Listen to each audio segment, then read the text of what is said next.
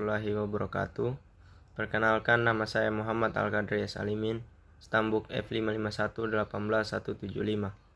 Pada kesempatan kali ini saya akan menjelaskan materi mengenai sistem informasi.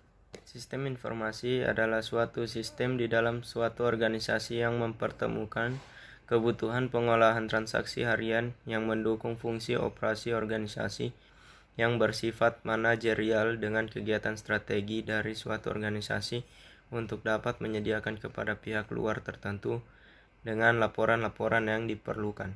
Apakah sistem informasi itu? Sistem informasi dapat dibedakan menjadi dua, yaitu sistem informasi manual dan sistem informasi berbasis komputer. Sistem informasi berbasis komputer atau biasa disebut sistem informasi saja adalah jenis sistem informasi yang menggunakan komputer. Peranan sistem informasi. Peranan sistem informasi terbagi menjadi beberapa bagian, yaitu yang pertama berpartisipasi dalam pelaksanaan tugas-tugas otomasi. Yang kedua mengaitkan perencanaan, pengerjaan, dan pengendali dalam sebuah subsistem. Yang ketiga mengkoordinasikan subsistem-subsistem. Yang keempat mengintegrasikan subsistem-subsistem. Klasifikasi sistem informasi. Ada berbagai cara untuk mengelompokkan sistem informasi. Klasifikasi umum dipakai antara lain berdasarkan yang pertama level organisasi, yang kedua area fungsional, yang ketiga dukungan yang tersedia, yang keempat aktivitas manajemen, yang kelima arsitektur sistem. Berdasarkan klasifikasi sistem informasi yang tadi, saya akan menjelaskan klasifikasi sistem informasi yang pertama, yaitu level organisasi. Level organisasi terdiri dari 3 bagian, yaitu sistem informasi departemen, sistem informasi perusahaan, dan sistem informasi antar organisasi.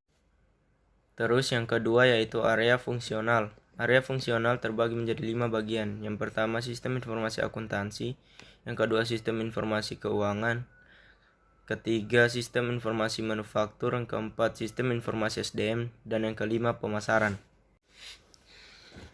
Selanjutnya, yang ketiga, dukungan yang tersedia. Dukungan yang tersedia ini dibagi menjadi 7 bagian. Yang pertama, sistem informasi pemrosesan transaksi. Yang kedua, sistem informasi manajemen. Yang ketiga, sistem informasi otomasi perkantoran. Yang keempat, sistem informasi pendukung keputusan. Kelima, sistem informasi eksekutif. Yang kelima, sistem informasi kelompok. Yang kelima, sistem informasi cerdas. Selanjutnya yang keempat yaitu aktivitas manajemen. Aktivitas manajemen ini dibagi menjadi 4 bagian. Yang pertama sistem informasi pengetahuan, yang kedua sistem informasi operasional, yang ketiga sistem informasi manajerial, dan yang keempat sistem informasi strategis. Dan yang terakhir yaitu arsitektur sistem. Terbagi menjadi 3 bagian, yaitu sistem berbasis mainframe, yang kedua sistem komputer pribadi, dan yang ketiga sistem tersebar atau komputasi jaringan. Selanjutnya kita masuk ke materi e-commerce. E-commerce adalah proses pembelian, penjualan produk, jasa, dan informasi yang dilakukan secara elektronik dengan melibatkan transfer dana elektronik, sistem manajemen inventory otomatis, dan sistem pengumpulan data otomatis yang memanfaatkan jaringan komputer. Adapun konsep-konsep dalam e-commerce sebagai berikut. Yang pertama konsep business to business atau B2B.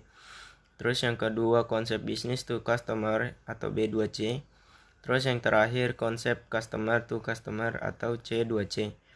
Kita bahas satu persatu. Dari yang pertama yaitu B2B atau business to business.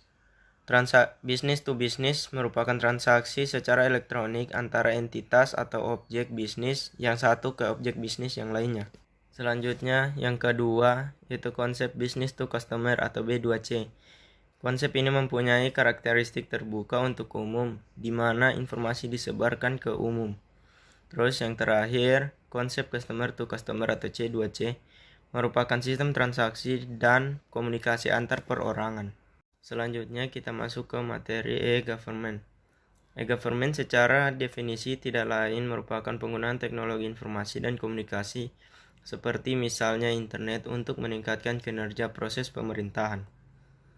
Di mata beberapa orang, e-government bisa saja tampak semata-mata sebagai upaya mengembangkan aplikasi niaga e-commerce dari sektor swasta ke sektor publik atau pemerintah.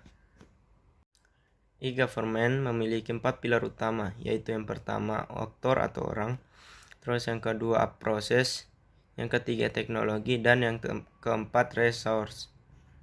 E-government berdasarkan relasi antar partisipan dapat dibagi menjadi empat bagian, yaitu yang pertama G2C atau Government to Citizen, terus yang kedua G2B atau Government to Business, lalu yang ketiga G2G atau Government to Government, lalu yang terakhir Government to Konstitusi atau pemerintah ke konstitusi atau e-demokrasi. Ya, sekian materi yang bisa saya sampaikan. Jika ada kesalahan kata mohon dimaafkan. Wabillahi taufiq wal hidayah. Wassalamualaikum warahmatullahi wabarakatuh.